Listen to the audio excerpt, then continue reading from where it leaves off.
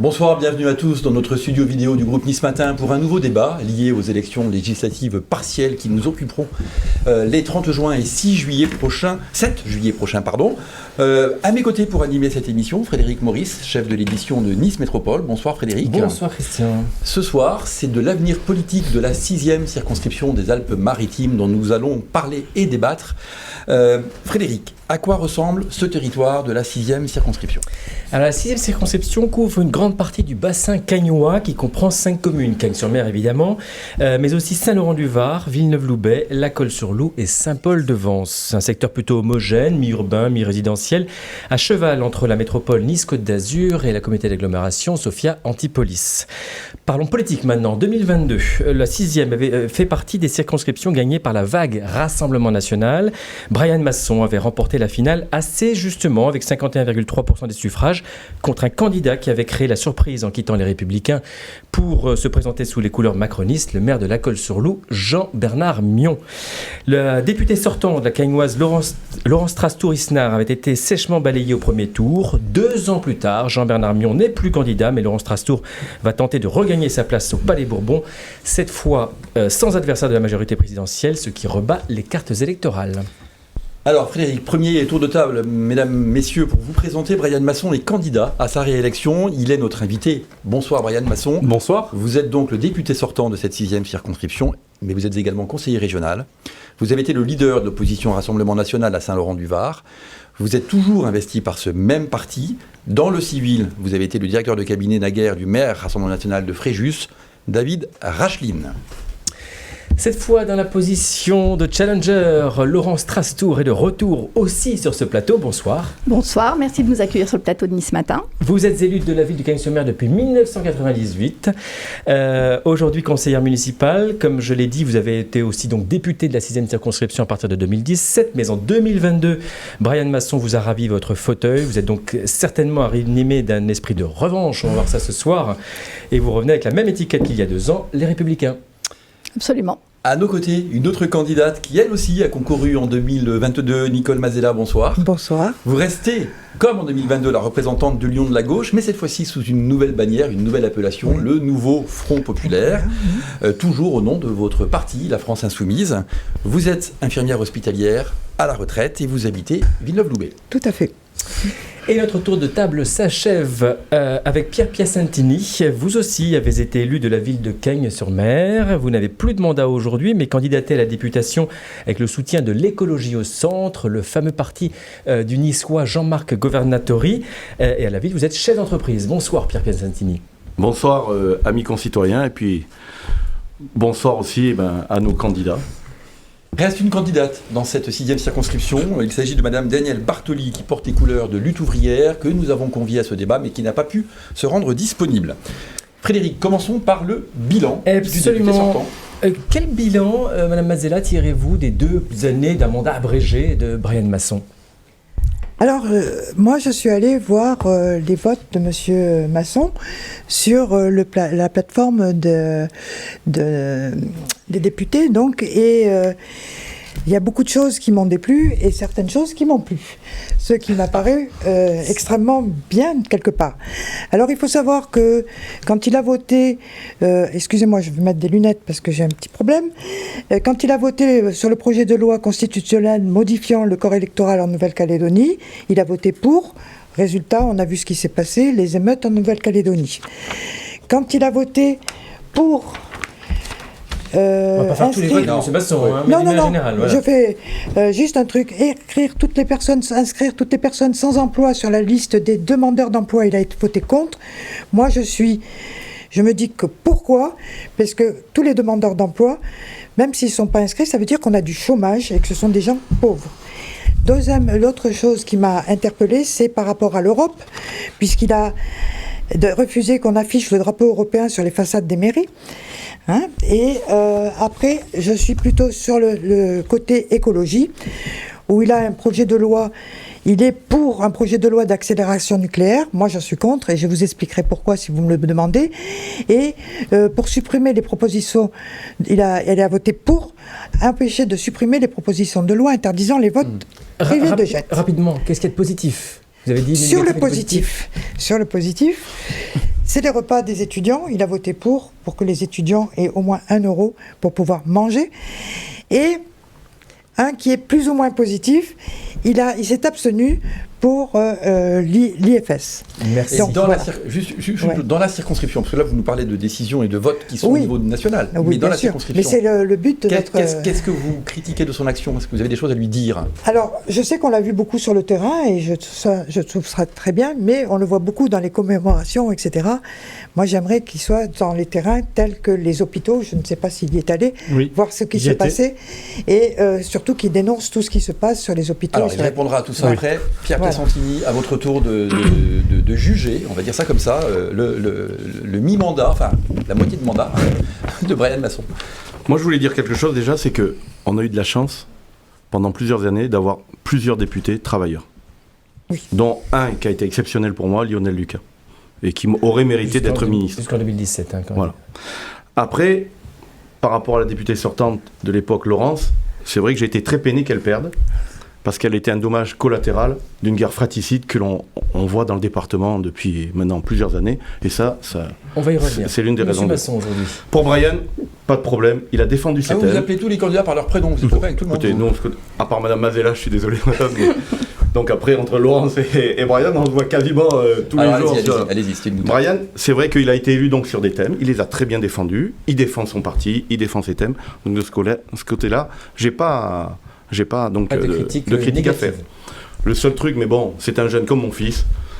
Il est un peu sur un système d'influenceurs Facebook et compagnie, mais c'est dans l'air du temps, c'est son âge. Voilà, c'est la seule critique que je pourrais avoir, c'est qu'il est beaucoup sur les réseaux sociaux, plus qu'à mon avis, moi qui suis un chef d'entreprise sur les dossiers, vraiment dans les bureaux. Mais c'est sa façon de travailler, moi j'ai une autre façon de travailler, mais voilà, c'est tout. Merci Monsieur Piacentini. Madame Trastour.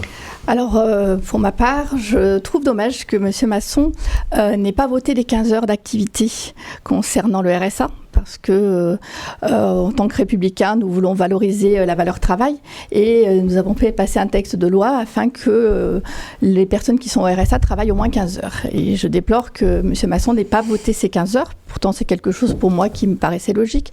Mais aussi, ce que je trouve dommage, de façon générale, je trouve dommage ce manque d'assiduité en commission, puisqu'il fait partie des 150 députés qui ont été le moins présents en commission, puisque c'est en commission qu'on prépare les textes de loi, qu'on prépare les différentes interventions, les amendements, et c'est là finalement où le plus gros travail de l'Assemblée nationale se fait, plus que dans l'hémicycle où après finalement on vote les textes. Et pour être complet sur le terrain ?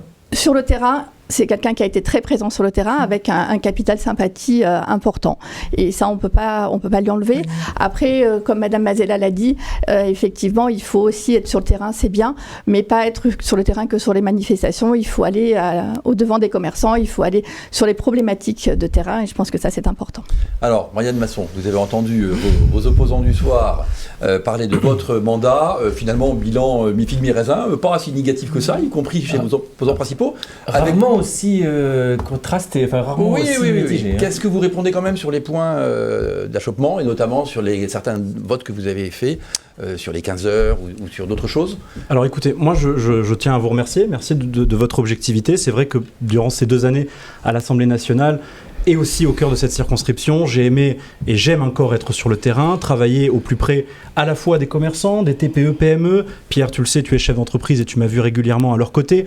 Aussi dans le milieu hospitalier, avec 2 belles cliniques sur notre territoire. J'ai labouré le terrain pour essayer de défendre une nouvelle vision du pays. Vous savez, moi, j'ai défendu plusieurs textes de loi à l'Assemblée nationale, et notamment un qui a fait la une, c'est celle sur la suppression et la suspension des allocations familiales pour les parents d'enfants délinquants. J'ai passé toute une matinée auprès des ministres pour défendre ce texte à l'Assemblée nationale. Je regrette évidemment que ce texte n'ait pas été adopté. Par contre, j'ai la certitude que dans 3 semaines, lorsque Jordan Bardella sera, je l'espère, Premier ministre, ce texte sera mis en priorité. Et je peux vous dire que ça, c'est l'assurance que j'ai. J'ai évidemment combattu le sectarisme d'un parti macroniste en place. Attendez, je termine, Madame Trastour. On le laisse terminer. J'ai évidemment défendu mon opposition à cet impôt sur la mort, qui est les droits de succession, que je trouve aujourd'hui particulièrement indigne, et Concernant les commissions, madame, vous connaissez ce métier de député. J'ai choisi la commission des finances, qui est l'une des commissions les plus importantes de l'Assemblée nationale, où on passe quasiment des jours et des heures dans cette assemblée. Mais j'ai choisi des thèmes. J'ai choisi d'être régulier sur mes thèmes qui concernent à la fois mon département, ma circonscription et mes concitoyens. J'ai préféré laisser la place aux députés de la ruralité de défendre leurs thèmes. Et je me suis concentré évidemment sur le pouvoir d'achat, sur la sécurité, sur les questions migratoires, mais aussi sur tout ce qui pouvait redonner un peu de fierté au pays. En tout cas, je suis satisfait aujourd'hui que les retours soient positifs sur mon travail à l'Assemblée nationale. Ça me renforce dans cette campagne électorale et je suis très heureux aujourd'hui d'être le candidat, permettez-moi, de l'Union nationale avec des gens comme Marion Maréchal, Marine Le Pen, Jordan Bardella ou encore ici quelqu'un que vous connaissez bien, Éric Ciotti. Les réseaux sociaux, pas trop présence, pas trop de temps consacré aux réseaux sociaux. J'assume ma présence sur les réseaux sociaux, je l'ai toujours dit, j'appartiens à une génération qui a pendant trop longtemps été oubliée, qui a été mis de côté et qui trouvait la politique de manière générale assez ennuyeuse. Il faut investir l'ensemble des terrains, à la fois les terrains physiques auprès des acteurs locaux, mais aussi les réseaux sociaux pour parler à toutes les générations et en partie aux jeunes. Et c'est aussi pour ça que j'investis les réseaux sociaux, pour parler à cette génération qui a envie, je le crois, de s'engager en politique. Donc vous dites à M. Piacentini, ok boomer quoi. Non, pas du tout. J'ai beaucoup trop de respect pour Pierre pour dire ça. Monsieur Masson, vous êtes intervenu en terminant par Monsieur Ciotti et la proposition de loi que vous avez faite concernant la suppression des allocations familiales, c'est la proposition de loi de Monsieur Ciotti avant tout. C'est lui qui l'avait déposée en premier, elle avait été votée, elle avait été supprimée. Alors, je me permets de corriger une chose pour être véritablement précis. Monsieur Ciotti s'était attelé à l'absentéisme scolaire. Moi, j'ai voulu élargir le spectre et concerner l'ensemble aussi des délinquants et des criminels. Mais vous voyez, avec Éric Ciotti, on se complète finalement très bien, puisque aujourd'hui, on élargit et on va plus loin dans l'Union nationale. Alors, on va passer maintenant à quelques questions d'ordre politique pour y voir un peu clair dans ce nouveau panorama lié à ces élections et cette dissolution. Fred. Laurent Strastour, est-ce que vous considérez toujours que ce sont les maires de La Colle-sur-Loup et de Nice, Jean-Bernard Mion et Christian Estrosi, qui ont causé votre perte en 2022? Monsieur Piacentini y faisait allusion. Alors moi, je ne suis pas du tout dans cet esprit de revanche. Ma démarche a été, au résultat des élections européennes, de rassembler l'ensemble des maires de la circonscription. J'ai pris la tâche de tous les maires de la circonscription pour que l'on puisse travailler ensemble, pour que l'on puisse préparer l'avenir ensemble et surtout préserver notre territoire. Et maintenant, on travaille sur l'avenir. Absolument, on travaille sur l'avenir ensemble. La sanction quand même, Laurent Strastour, des électeurs en 2022 a été violente. Vous avez été éliminé, on l'a rappelé, dès le premier tour. On va dire qu'il faut peut-être une forme de courage d'y revenir. Mais qu'est-ce qui vous a animé de retenter votre chance? Vous n'avez pas tenu compte de l'échec de 2022? Ah non, je vous avoue que quand j'ai vu les résultats dimanche soir et quand j'ai entendu la dissolution de l'Assemblée nationale, j'ai, dans le quart d'heure qui a suivi, été candidate à l'investiture. Brian Masson, qu'est-ce que vous avez promis à Denis Cieslik, qui fut votre adversaire Reconquête en 2022 et qui est absent ce soir, tout simplement parce qu'il n'est pas candidat? Et qui vous soutient. Voilà, qui vous soutient. Eh bien écoutez, je n'ai rien promis du tout. Vous voyez, avec Denis, nous avions déjà une proximité idéologique, nous avons aussi une proximité générationnelle. J'ai toujours eu de très bons rapports, d'ailleurs je crois avec l'ensemble des candidats, même en 2022, et y compris avec Denis. Et Denis m'a tout simplement contacté après la dissolution pour me demander si j'étais candidat à ma réélection, ce que j'ai évidemment répondu favorablement. Et il m'a dit, dans ce cas, je te soutiens dès le premier tour et j'apporte évidemment le soutien de mes militants. Sans évidemment aucune contrepartie. Et vous voyez, je crois qu'aujourd'hui, avec Denis, on est de cette génération qui ne faisons pas de la politique pour les postes. Je crois qu'on a une chance extraordinaire, c'est que nos idées arrivent au pouvoir dans 3 semaines. Et ça, c'est une opportunité. La dissolution est une opportunité pour que nous puissions prendre rapidement le pouvoir, et ce, avant une élection présidentielle. Merci. Monsieur Pierre Piacentini, la dégringolade des écologistes aux élections européennes, c'est bien fait pour eux? Tout à fait. Pourquoi? C'est clair. Sinon, je serais à gauche avec ELV. Si j'ai rejoint l'écologie au centre, c'est parce que nous, on prône une écologie plutôt incitative que répressive.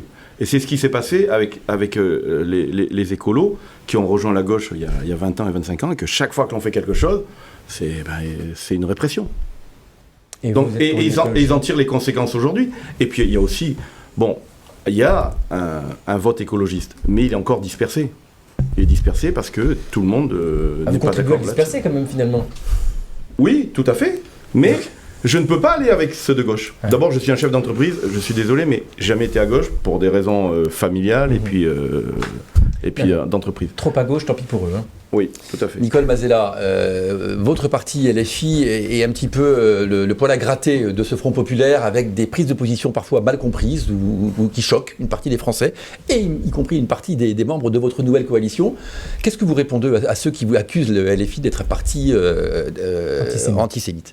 Alors, parti antisémite, je crois que ça a été monté en épingle par certains journalistes qui manquent un peu d'éthique. C'est toujours la faute des journalistes. Non, mais la façon dont ça a été dit, moi j'ai repris tous les discours où soi-disant c'était des discours antisémites. Quand on vote contre la guerre, je ne pense pas qu'on soit antisémite. En effet, on est contre la guerre à Gaza, mais je renverrai à mes collègues, combien on parlait de génocide, ce qui se passe à Gaza ? Aucun. Moi, je parle du principe qu'à l'heure actuelle, par exemple sur Gaza, il faut absolument arrêter la guerre, il faut que les otages israéliens soient libérés et que il y ait deux ça peut s'entendre, mais le mot génocide a bien été prononcé par des gens chez vous. Mais moi, je le dis moi-même. Vous l'assumez ? Je l'assume. Pour moi, c'est un génocide qui se passe. Hein, parce que comme il y a eu un génocide pendant la guerre... Donc Israël est l'auteur d'un génocide. Attention, pas le peuple israélien. Moi, je parle du gouvernement israélien. Benjamin Netanyahu. Voilà. Parce que je pense que, vous savez que vous avez vu les manifestations qui se passent à l'heure actuelle en Israël, elles sont vraiment contre leur gouvernement. Hein. Et nous, on a dans nos rangs des Israéliens qui nous comprennent très bien. Alors, ceci étant, je pense que c'est pas au niveau de ce jour, de ce débat, le débat ne porte pas là-dessus. On a toujours dit que LFI était un parti agressif. Bon, moi personnellement, je ne le suis pas, je pense que le RN est aussi agressif, parce que hier, j'ai été déjà agressée dans la rue. Hein.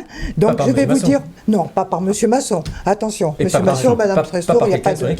Mais par des gens du RN. Des militants, des sympathisants ou des gens de l'appareil RN. Je pense que c'est des militants. Vous n'êtes pas certaine que ce soit des militants? Non, je n'ai jamais dit à M. Masson, d'ailleurs je lui ai dit, ce n'est pas du tout des gens qui distribuaient les tracts avec qui on a échangé nos trucs. On ne peut pas lier ça, oui. Mais par contre, les mots qui étaient dits étaient très violents. Merci. Voilà. Moi, je voudrais juste rebondir par rapport à ce que vous venez de dire concernant la position de Serge Karlfeld,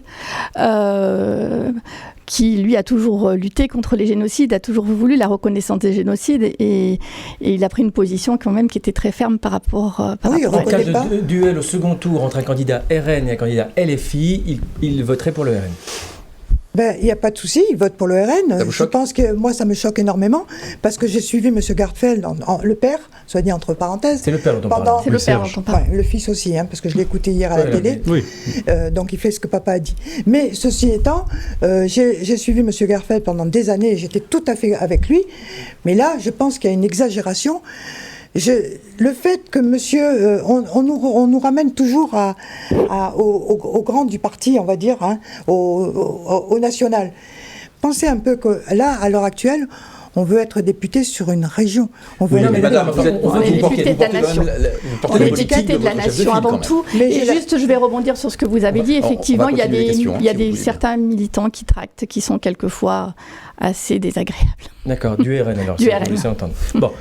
Je crois que c'est la faute du Rassemblement national en permanence. Vous voyez, c'est la faute de Mélenchon. Non, mais écoutez, moi, c'est bien parce que si tout le monde est fautif de tout, mais évidemment, mais ça montre bien que d'ici quelques semaines, ce qui se joue, c'est soit l'extrême gauche arrive au pouvoir avec Jean-Luc Mélenchon et ses amis radicalisés, ses amis fichiers S, ses amis antisémites, ou soit le Rassemblement national qui est devenu aujourd'hui la droite républicaine. Parce que Rassemblement national qui porte aussi quelques brebis galeuses qui ont été exclues d'ailleurs hier, par exemple, par votre parti. Et justement, qui avait été investi. Oui, mais nous, on exclut lorsque certains soutiennent. Vous voyez, quand dans le Sud-Ouest, il y a un candidat fiché S pour radicalisme qui est investi par la France insoumise, que fait Jean-Luc Mélenchon ? Il le soutient.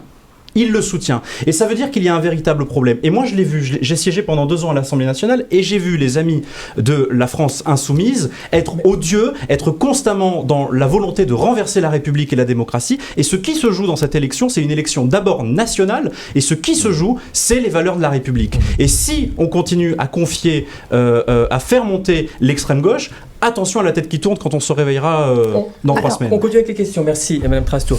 Brian Masson, justement, cet hiver, un livre enquête a sérieusement écorné le bilan de celui qui vous a mis le pied à l'étrier en politique, David Rachlin.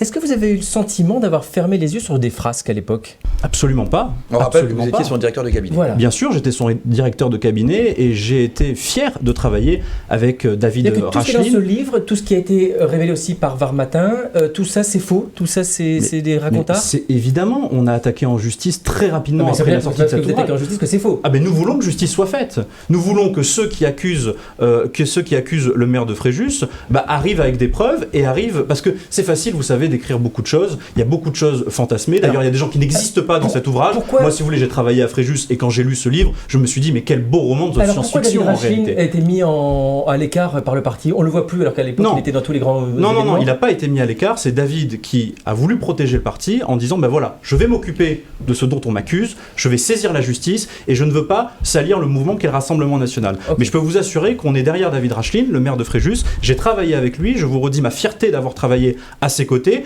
de voir qu'il a été un maire brillamment réélu en 2020 et je suis aujourd'hui pleinement confiant. Mais vous savez, en campagne électorale, la boue, elle tombe. Alors il faut savoir mettre son kawé et foncer pour le pays. Alors, on va voir s'il y a aussi de la boue chez LFI. Désolé madame, je reviens sur votre parti. Qu'est-ce que vous dites à des gens comme Alexis Corbière ou Rachel Garrido qui ont été évincés dans ce qui ressemble un peu à une purge au sein de votre parti? Vous les soutenez ou vous trouvez normale cette décision de Jean-Luc Mélenchon? Alors, d'abord, ce n'est pas une décision de Jean-Luc Mélenchon, mais c'est une décision de la centrale du parti. Donc déjà, c'est un point de... Parce que M. Mélenchon, à l'heure actuelle, n'est pas du tout... On l'a pas... il n'est pas sur mes affiches, vous l'avez remarqué. Enfin, il n'y a pas de grands leaders qui sont sur aucune affiche en ce moment. Mais je vais vous dire aussi une autre chose. Quand vous parlez de boue, je suis entièrement d'accord avec vous. Mais vous n'avez pas répondu à ma question. Qu'est-ce que vous pensez de cette décision, alors des instances, soit d'écarter 5 députés sortants, il faut savoir parce qu'ils ont crime de lèse-majesté, critiqué le patron? Non, c'est parce qu'ils ont des égos. Et là, le problème, c'est qu'on ne travaille pas dans un parti pour soi-même. On travaille pour le peuple et pour ce qu'on représente. Donc, je pense qu'il y a quelque chose que je ne peux pas dire puisque je ne suis pas aux instances. En tout cas, ça ne vous choque pas? Non, ça ne me choque pas parce que j'ai déjà vu des positions de ces candidats qui m'ont totalement déplu. Et si vous votez dans les circonscriptions dans lesquelles ils se représentent malgré tout, vous voteriez pour les candidats vraiment investis par LFI? Je voterai pour le Front populaire. Question suivante.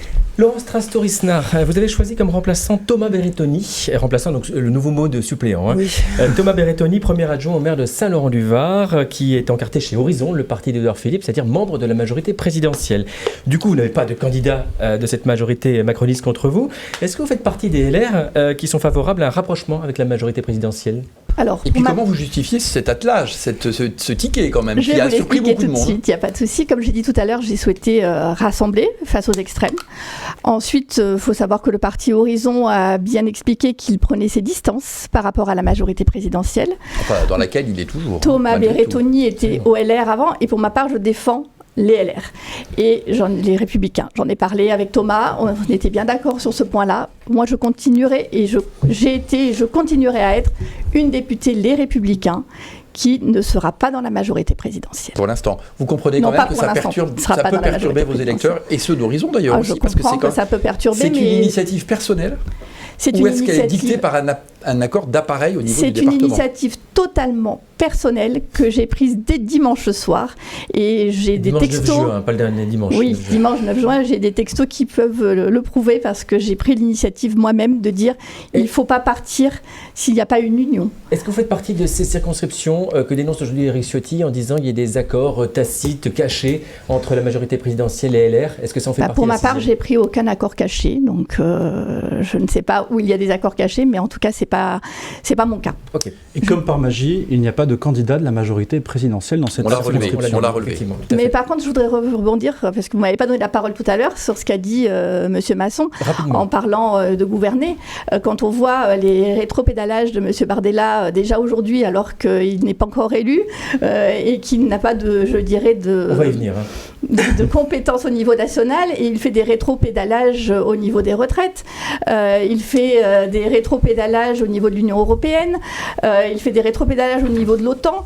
Je ne sais pas comment on peut, sans même encore gouverner, ou peut-être il ne gouvernera pas, peut-être que c'est son choix de ne pas gouverner, mais en tout cas aujourd'hui, allez, rapidement, il ne sait pas où il va. Je suis là pour répondre. Voilà, exactement. On va passer à d'autres questions. Sur le plateau, allez, Monsieur Masson, effectivement, tous ces rétropédalages quotidiens de Monsieur Bardella, jusqu'au point de dire que le programme se vide un peu de sa substance quand même. Alors le programme, et puis jusqu'au point de dire, Absolument pas. je ne serai pas Premier ministre si on n'a pas une majorité absolue. C'est-à-dire qu'en fait, il ne vient que si ça se passe bien, quoi. Alors, je vais d'abord répondre, si vous voulez bien, sur le programme.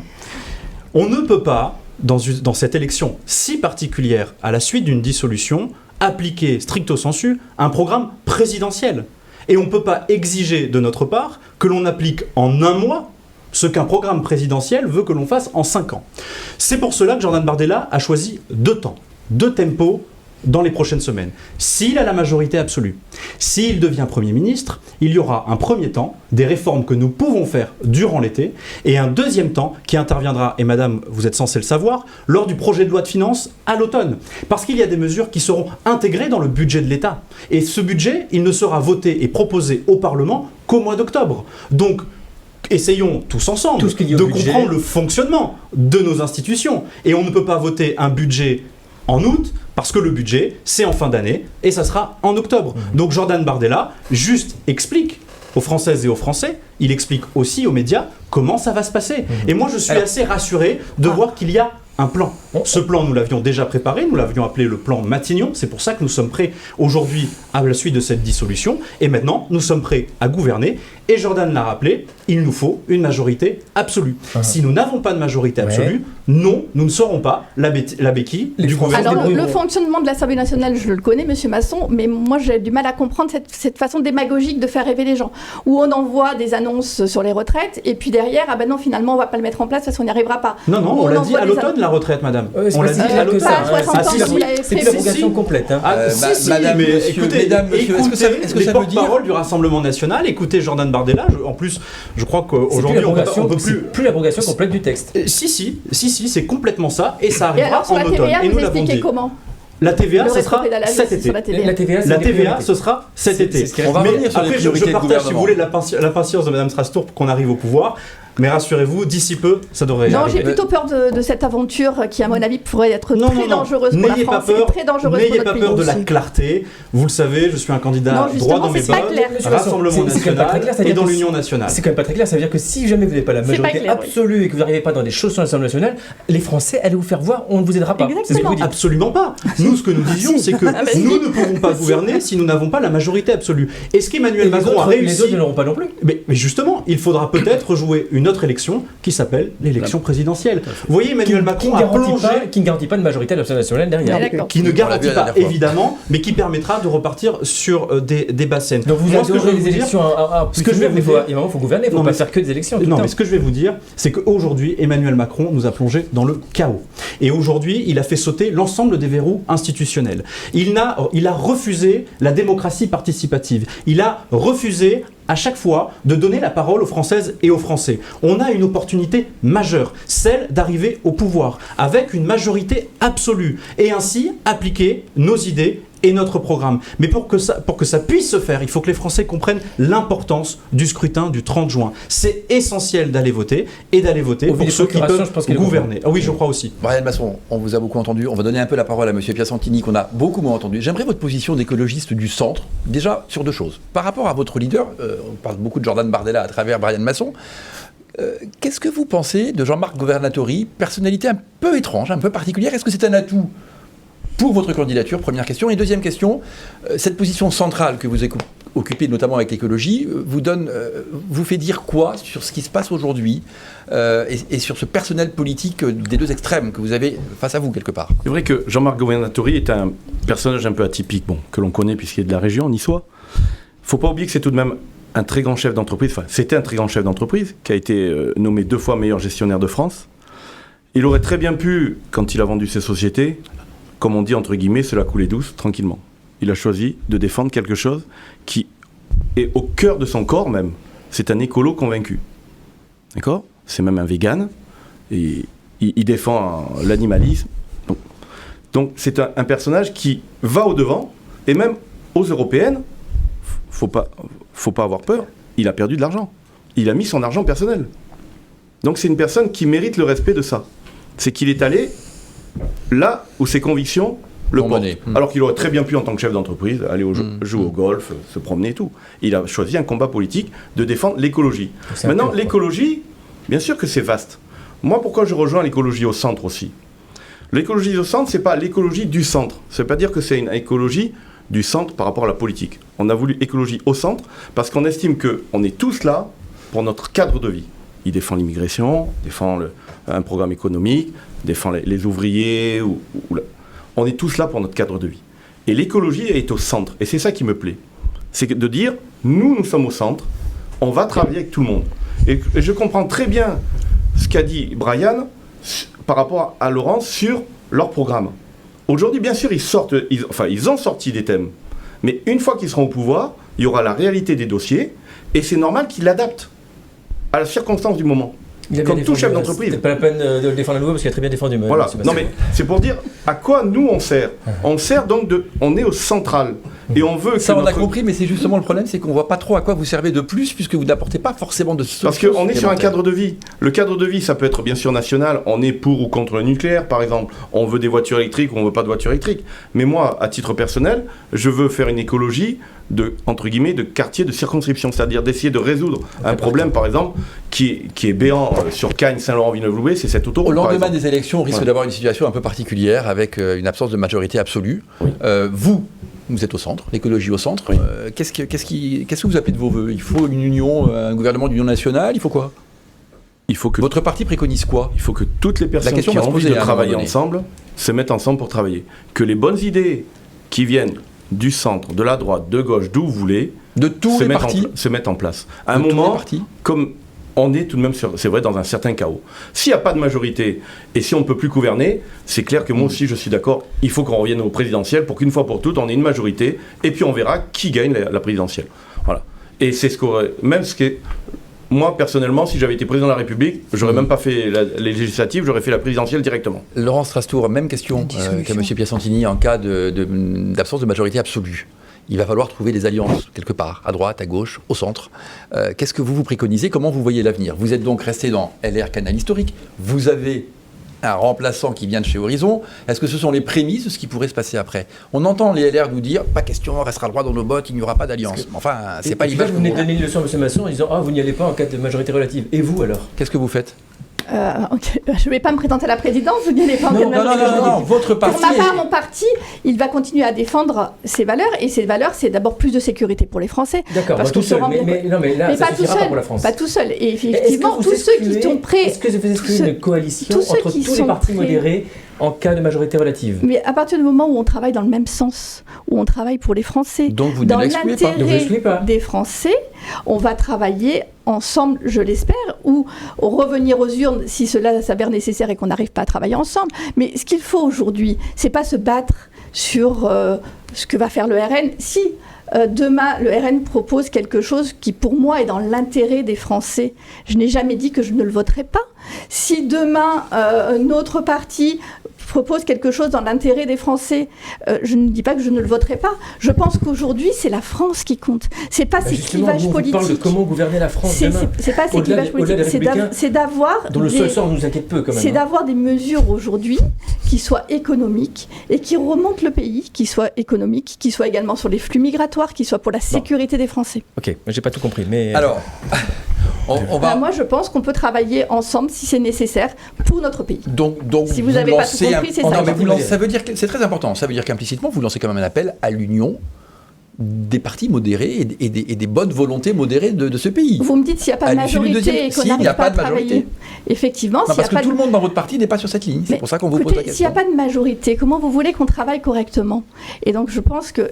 Est-ce que l'intérêt, c'est l'intérêt des partis en général, et je parle de tous les partis, ou c'est l'intérêt du citoyen ? Pour moi, l'intérêt, c'est la France, c'est mon pays, et c'est l'intérêt du citoyen. Mais c'est bien que les électeurs le sachent avant d'aller voter. On est d'accord. On va parler des premières mesures nationales. Juste une chose, moi ce que je voulais dire, c'est que ça fait quand même 7 ans que Renaissance et LR sont pratiquement au pouvoir et votent ensemble. Donc ça fait 7 ans que la France est en train de chuter. Alors, et donc on s'aperçoit qu'au niveau... Sans coalition officielle, mais ils se retrouvent sur pas mal de textes, voilà, effectivement. sur beaucoup de votes, ils ont voté ensemble, etc. C'est vrai que, pour moi, ça veut dire que depuis 7 ans, maintenant on parle de catastrophe au niveau des finances de la France. Ben, je suis désolée, mais Monsieur le maire a été pendant 7 ans un ministre de l'économie. Et si on est dans cet état-là maintenant, eh ben, peut-être qu'il devrait se poser la question. Donc, je me permets d'intervenir parce que vous parlez depuis 7 ans. Faut savoir que lorsque j'étais à l'Assemblée nationale, j'ai été classée première et deuxième par contribuable associé pour les propositions que j'ai faites afin de diminuer les dépenses de l'État et de pouvoir améliorer malheureusement cette dette qui est abyssale et avec un gouvernement qui a fait augmenter la dette. Et ça, vous avez raison sur l'augmentation de cette dette. C'est inimaginable qu'on ait pu aujourd'hui mettre le pays dans cet état. Mais pour ma part, j'ai toujours travaillé sur des propositions justement pour désendetter le pays et pour diminuer les dépenses publiques. Oui, sachant qu'on a donné pas mal à beaucoup d'entreprises qui sont allées après, à qui on a donné des subventions, qui sont partis à l'étranger et qui n'ont pas remboursé les subventions qu'ils ont eues. Et là, ça fait partie de la dette aussi. Alors, question courte qui va amener une réponse courte de votre part. On se place dans une situation où les partis que vous représentez sont en capacité de gouverner. Monsieur Piersanti, sans vous faire offense, ça sera difficile d'imaginer quand même que l'écologie au centre de Jean-Marc Vanaturi gagne ces élections. Mais bon, jouez le jeu aussi. Quelle serait la première mesure que vous souhaiteriez mettre en place ? Soit si vous avez le pouvoir demain, soit s'il y a un autre, mais qu'est-ce que vous lui demanderiez de mettre en place ? Qu'est-ce qui pour vous est le plus important ? Déjà, si je suis député, je vous cache pas, je voterai vraiment toutes les lois qui seront pragmatiques et essentielles pour les Français. Maintenant, il y a quelque chose, c'est vrai, au niveau écologie, la première des lois, c'est cette maudite loi SRU sur les logements sociaux. Il faut que les communes reprennent la main. Et il faut arrêter de sanctionner une fois de plus. Donc si on a envie de construire des logements sociaux, on en fait. Si on n'a pas envie, on n'en fait pas. Non, c'est pas si on n'a pas envie. C'est qu'il faut laisser la main aux villes. Oui, alors qu'aujourd'hui, on impose un pourcentage, alors qu'on sait très bien sur la Côte d'Azur qu'on a des problèmes d'inondation, on a des problèmes de... Voilà. Donc abrogation de la loi SRU et on laisse les villes choisir leur modèle social de logement. Chaque ville connaît à peu près son nombre. Chaque ville connaît à peu près son nombre de personnes qui ont besoin de logements sociaux. On ne peut pas imposer à une ville 20 ou 25% si elle a que, par exemple, 50 demandes de logements sociaux. Je vous arrête tout de suite parce qu'on va parler du logement, ça va être un de nos thèmes de débat après. Brian Masson, en cas de victoire du Rassemblement national le 7 juillet, quelle est la première mesure que vous souhaitez, si vous avez la majorité absolue, que Jordan Bardella prenne, puisque ce sera lui le Premier ministre ? Voilà. La première mesure, c'est le pouvoir d'achat. Aujourd'hui, le pouvoir d'achat est une mesure qui a été mise à l'écart par les gouvernements successifs. Il faut redonner de l'oxygène aux Françaises et aux Français. La mesure, ça sera quoi sur le pouvoir d'achat ? C'est évidemment la baisse de la TVA sur les prix de l'énergie. Il va coûter 13 à 14 milliards d'euros au budget.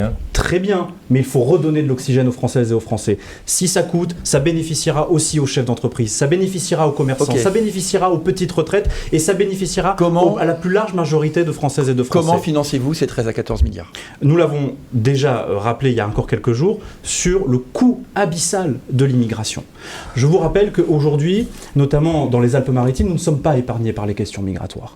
Nous ne sommes pas épargnés par ces questions-là parce que nous sommes un département transfrontalier où nous avons vu des vagues successives de migrants arriver sur le territoire national. Vous avez pour ces migrants une AME qui coûte plusieurs milliards d'euros. Ok, donc on coupe les vivres. Évidemment, on remet de l'ordre. On arrête de dépenser l'argent pour des étrangers qui malheureusement sont en situation irrégulière. Appliquons la loi, faisons des économies là où l'argent se trouve.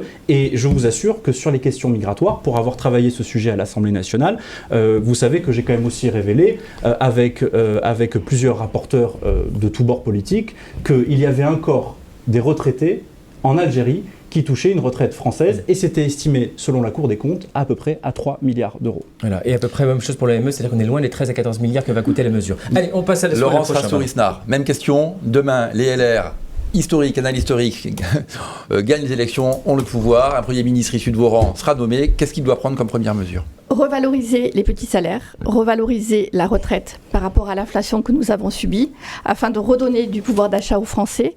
Et donc, surtout, c'est aux chefs d'entreprise de faire l'effort. Et baisser également les charges pour les chefs d'entreprise. Parce que, et les tracasseries administratives. On finance la baisse de charges sur la fraude. Parce que, effectivement, M. Masson... La fraude, ça fait des années qu'on la cherche.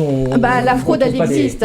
Moi, j'ai travaillé sur un rapport sur la sécurité sociale. Quand on voit la fraude qu'il y a sur les cartes vitales, on peut trouver de l'argent sur cette fraude. fraude, quand on voit effectivement sur les retraites, ça a été évoqué il y a quelques minutes, on peut trouver de l'argent à récupérer sur la fraude. Soudain, la fraude va devenir...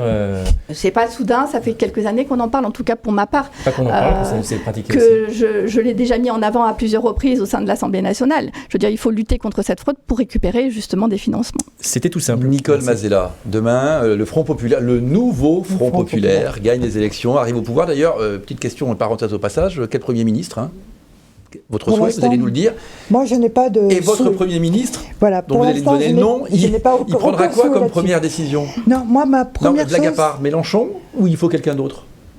Je ne suis pas anti-Mélenchon, je ne suis pas anti-Madame Autain, je ne suis pas anti-Madame Panot. En tout cas, on aura quelqu'un de chez LFI, c'est ça? Je resterai chez LFI, bien sûr. Ok. Qu'est-ce que cette personne devra prendre comme première mesure? Eh bien, de toute façon, je suis aussi pour le pouvoir d'achat. Et la première chose à faire pour moi, c'est de bloquer les prix de première nécessité. L'alimentation, l'énergie, le carburant. Maintenant, quand on parle de l'AME et qu'on dit qu'on va la supprimer, je vais vous parler en tant que soignante. Monsieur, vous allez supprimer l'AME, c'est-à-dire qu'on ne soignera plus les personnes migrantes. Mais si vous avez une épidémie derrière, comme on a eu il y a quelque temps une épidémie de la tuberculose qu'on n'avait plus, je pense qu'il faudra que vous reveniez là-dessus. Parce que tous les migrants qui arrivent... Alors, il faut savoir aussi pourquoi il y a des migrants. Pourquoi il y a des migrants climatiques? Parce que je sais pas, moi je suis allée en Afrique il n'y a pas très longtemps et je peux vous dire, il faut pouvoir y vivre en Afrique, dans certains pays.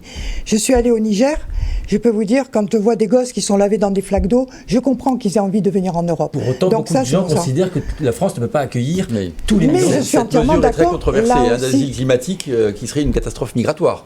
Beaucoup de spécialistes le disent. D'où il faut faire une écologie. Vous allez la voir, parce qu'il a raison, monsieur. Si on ne travaille pas sur l'écologie, même notre région, elle risque d'être en problème. Et on risque d'être, nous, des migrants climatiques.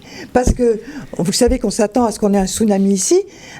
Et si vous avez demain un tsunami, si vous avez plus de quoi manger, qu'est-ce que vous faites? Comme les Français, là, il y a en 40, ils sont partis, ils sont allés ailleurs. Les migrants qu'on a eus dans les années 40, ce sont des gens qui venaient d'Italie, parce qu'ils ne voulaient pas de Mussolini. Après, on a eu les Espagnols, qui sont venus parce qu'ils ne voulaient pas de M. Franco. Et maintenant, on a des gens qui ne veulent pas de ces... Ce n'est absolument pas la même proportion, ce n'est absolument pas le sujet. Ça, c'est vous qui le dites. Non.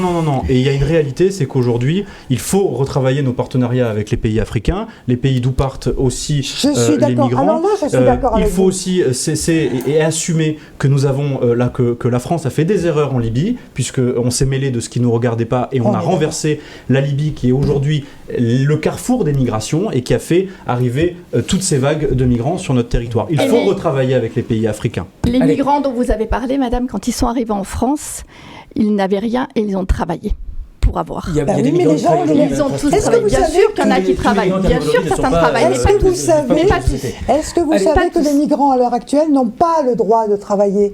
Parce que moi, je travaille dans une association de distribution d'alimentation. Je ne donne pas de nom, comme ça on est tranquille. Mais je peux vous dire que les migrants qu'on a reçus, alors à l'heure actuelle, on reçoit beaucoup d'Ukrainiens aussi, mais eux, on les accepte et on leur donne des sous et on les loge.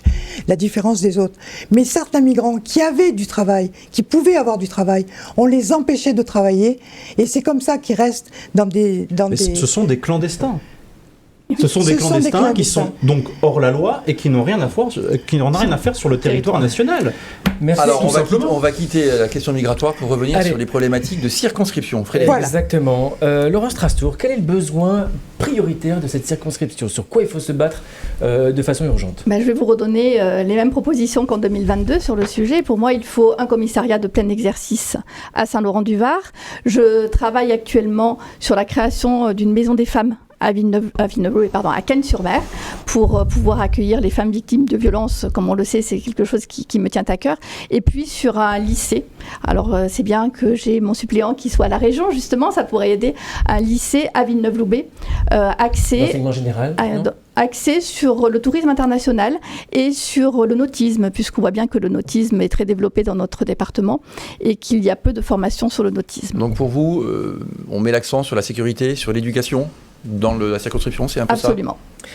Merci. Monsieur Piacentini, même question. Quels sont les besoins urgents de cette circonscription?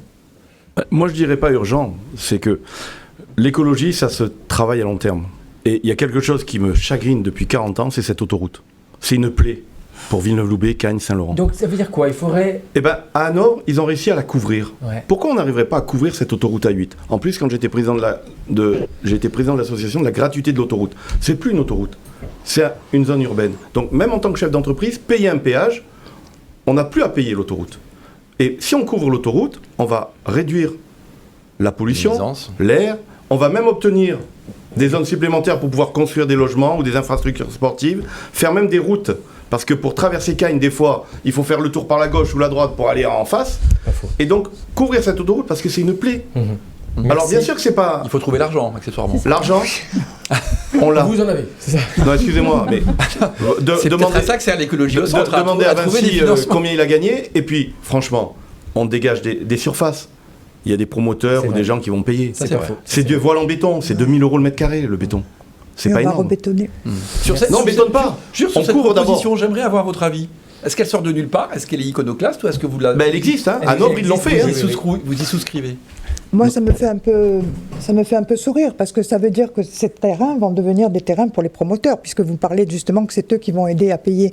Je veux dire, ils ne vont pas payer pour le plaisir de payer. Mais autre chose aussi, on dégage dessus. Je préfère là que de bétonner comme on bétonne n'importe où en ce moment. On continue sur les besoins de la circonscription. Madame Mazzella, justement. Alors moi, j'ai 4 points. Le premier, c'était les logements.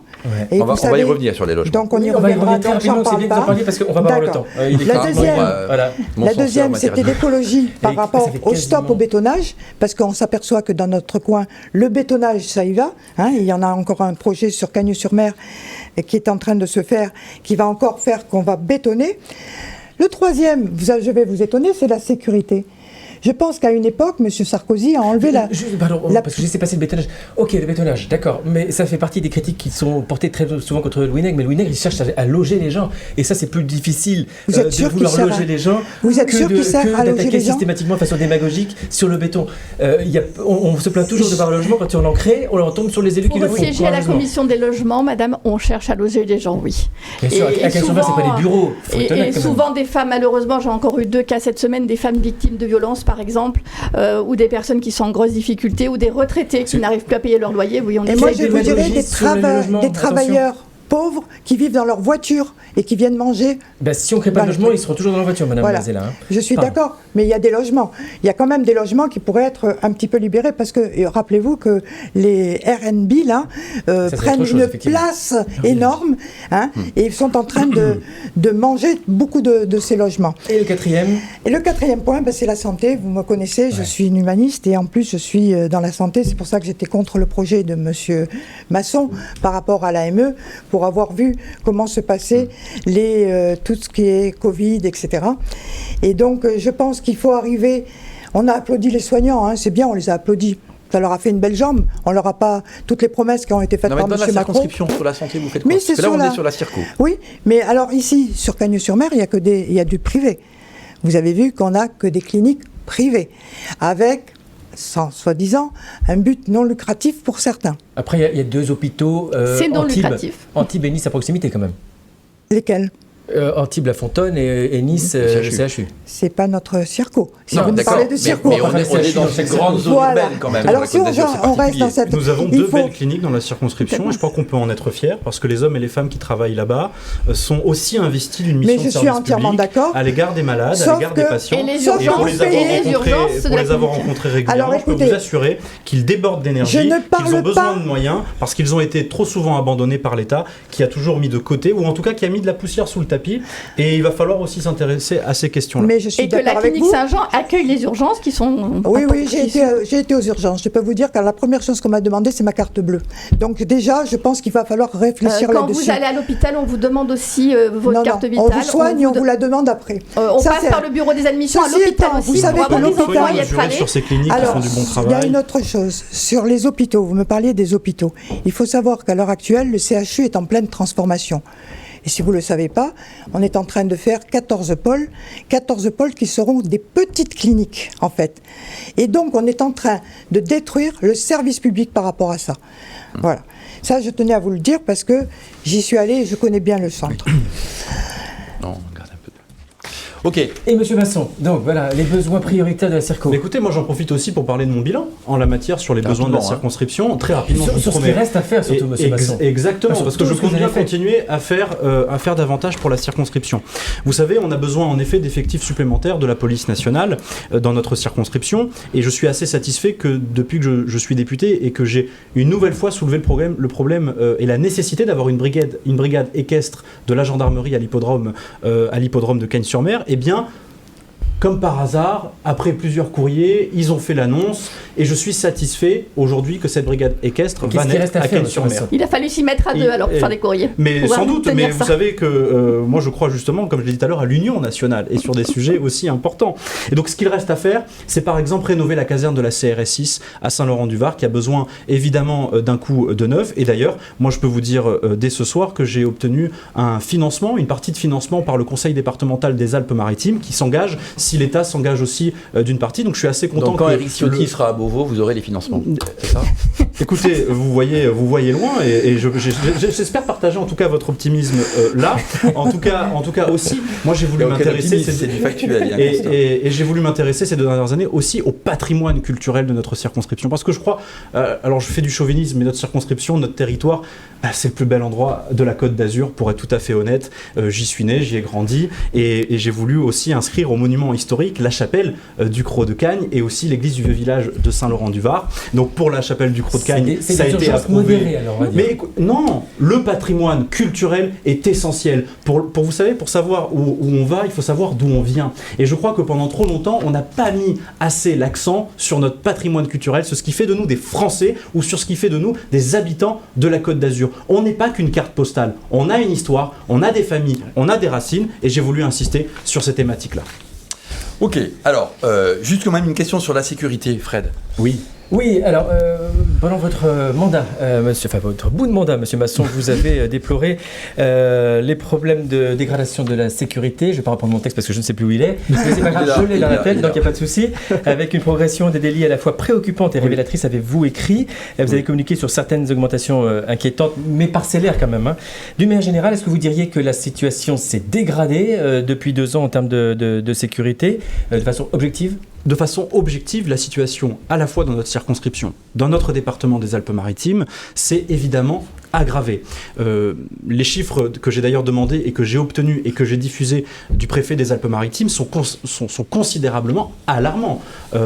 En termes d'immigration et d'insécurité, le 2 combos maléfiques, le cocktail Molotov de l'insécurité, marche vraiment plein pot dans notre territoire. Oui, je constate, et c'est pas mes chiffres, c'est ceux du ministère de l'Intérieur, une nette augmentation de l'insécurité dans notre département, qui sont davantage concentrés sur Nice, mais qui débordent évidemment sur Saint-Laurent-du-Var et Cagnes-sur-Mer. Sur quel fait précisément ? Mais sur les faits de cambriolage, sur les faits d'agression, sur les faits de viol, sur tous ces sujets-là, il y a une augmentation des faits d'insécurité qui sont réels. On n'est plus dans le monde des bisounours, on n'est plus chez Oui. Aujourd'hui, l'insécurité est à nos portes et sur le trottoir, dans le quartier. Et ces sujets-là, ils ne peuvent être résolus que par 2 moyens. Plus de moyens humains de la police nationale, mais aussi plus de moyens des polices municipales. Et c'est pour ça qu'à l'Assemblée nationale, j'ai siégé depuis 2 ans dans le groupe d'études de la police municipale, pour qu'il y ait enfin un vrai projet pour donner davantage de moyens et de prérogatives à la police municipale et aux polices municipales, qui sont, je vous le rappelle, les primo-intervenants. Et malheureusement, ce gouvernement n'a rien fait sur cette question-là. Très rapidement, parce qu'on est vraiment en retard, Madame Trastour, j'imagine que vous partagez ce constat. Alors, je partage ce constat, je ne vais pas revenir sur le constat. Je partage qu'il faut plus de moyens. Il faut plus de moyens, effectivement, pour nos forces de l'ordre, mais il faut plus de moyens pour la justice, avec des peines qui soient plus strictes et qui soient appliquées. Parce qu'aujourd'hui, on se rend compte que les peines, souvent, ne sont pas appliquées correctement. Quand on a fait un acte criminel ou un acte de vandalisme ou quel que soit l'acte, il faut une véritable punition pour que la personne ne récidive pas. Et ça, c'est important à mettre en place. Je pense qu'aujourd'hui, c'est pas suffisamment mis en place dans notre pays. Merci. Madame Azéla, sur la question de la sécurité et surtout sur ce qu'il faut mettre en œuvre. D'abord, est-ce que vous partagez le constat ? Trop ou pas assez de sécurité dans la circonscription ? Non, je pense que ça manque en effet aussi de sécurité, je suis d'accord avec vous, mais je pense qu'il faut une police de proximité. La police municipale ? Monsieur Sarkozy avait supprimé cette police de de proximité en disant qu'ils n'étaient pas là pour jouer au ballon avec les jeunes. Sauf que quand c'était comme ça, moi j'ai travaillé dans un quartier très populaire qui était un quartier qui était connu pour des bastons, etc. Donc je remonte à quelques années. Il y avait une police de proximité. La police de proximité connaissait tous les jeunes. Et on arrivait à calmer la situation. Donc il faut plus de dialogue aussi à travers les forces de sécurité. Et il y avait tout ça. Merci. Alors, des éducateurs qui font ça. Merci. Il y a des éducateurs. Un mot sur la sécurité. Contrairement, je trouve que dans la circonscription, on n'a pas ce sentiment d'insécurité. Par contre, là où on va en avoir, c'est avec l'arrivée du tram. Et là, je m'oppose farouchement au tram, parce que le tram, ça va nous faire devenir la banlieue de Nice. Les cambrioleurs circulent dans le tram? Non, mais ça va devenir la banlieue, la métropole de Nice, Cagnes, Saint-Laurent, tout le reste. On va devenir une banlieue de Nice. Pourquoi plus avec le tram qu'avec les bus ou avec les vélos? Mais parce que le tram, ils vont circuler plus facilement. Ok. Et parce que c'est la vision aussi du président de la métropole. C'est que les villes avoisinantes deviennent la banlieue de Nice. Et souvent les banlieues, non, c'est pas la vision de. Moi, je pense que le tram va permettre à nos seniors et à nos étudiants de pouvoir se déplacer plus facilement dans le département. Après, c'est l'ambition du président de la métropole, c'est pas du tout. Après, c'est un sujet très sérieux, un tout petit peu de légèreté. Donc une petite question simple et gentillette et qui amène une réponse courte en 2 mots. Madame Mazzella, quelle est la meilleure adresse culturelle de la circonscription? Alors moi, je dirais sur Villeneuve-Loubet, Escoffier, vous connaissez? Oui, bien sûr, le pôle Escoffier. Qui va d'ailleurs... le musée, pardon. Oui. Qui va d'ailleurs subir des travaux d'amélioration et d'agrandissement. Donc je pense que ça, c'est quelque chose de culturel et qui est important pour... Et vous aimez bien manger, Madame Mazzella, c'est ça? J'aime bien manger et je n'aime pas manger McDo, je vous le dis tout de suite. Là-dessus, je crois qu'on vous rejoint tous. Voilà. Pierre Piacentini, quel est le meilleur endroit pour une balade le dimanche dans la 6e circonscription? Une balade? Oui. Celle que je ferai quand je serai maire. La Transcanoise le long de la Cagne. La Transcanoise. Mais par contre, un lieu qui était unique et que malheureusement le maire a fermé pour l'instant à Cagnes-sur-Mer, s'appelle le Loup Cabanou au Croc, qui était un endroit intergénération et culturel. Et ça, c'est un endroit qui était exceptionnel tous les vendredis. Et c'est dommage qu'il l'ait fermé pour des soi-disant rénovations et sécurité, alors qu'on aurait très bien pu le laisser ouvert tranquillement l'été. Laurent Strastour, quel est le meilleur spot pour faire un selfie dans la 6e circonscription? Alors, nos villes de la 6e circonscription sont toutes des joyaux, mais celle qui est connue dans le monde entier et qui est, je dirais, le phare, c'est Saint-Paul-de-Vence. Donc le selfie, ce sera à Saint-Paul-de-Vence. Parce qu'en plus, si on se met dans le bon sens des remparts, on voit toute la circonscription. C'est vrai. Brian Masson, une question de Jones que vous êtes. Quel est le meilleur endroit pour un date, un premier rendez-vous dans la circonscription? Et ça, c'est une très bonne question. Et vous n'avez pas le temps d'avoir des dates. C'est vrai, au moins ça va me donner une source d'inspiration, peut-être, tout ce qui a été dit. Non, moi, je partage évidemment la carte postale qui est Saint-Paul-de-Vence. Donc aussi le date à Saint-Paul-de-Vence. Le date à Saint-Paul-de-Vence, avec un verre de rouge à la main. C'est éternel. Au coucher du soleil, avec en plus le monument aux morts avec le drapeau français. On y va ensemble. Avec le drapeau français. Allez, chiche. Montant signoré, on les a Allez, trouvés. on redevient sérieux, Fred, parce que là, on passe dans vraiment la partie de conviction que vous devez avoir vis-à-vis de vos électeurs.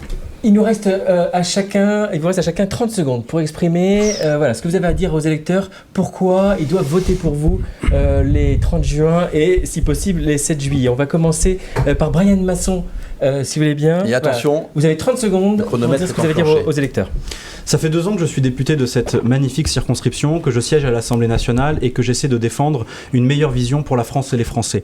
Je crois avoir été droit dans mes bottes durant ces 2 années. Je continuerai en tout cas d'être droit dans mes bottes pour les prochaines années et pour faire en sorte que Jordan Bardella soit Premier ministre, pour participer activement à l'Union nationale avec des gens comme Éric Ciotti.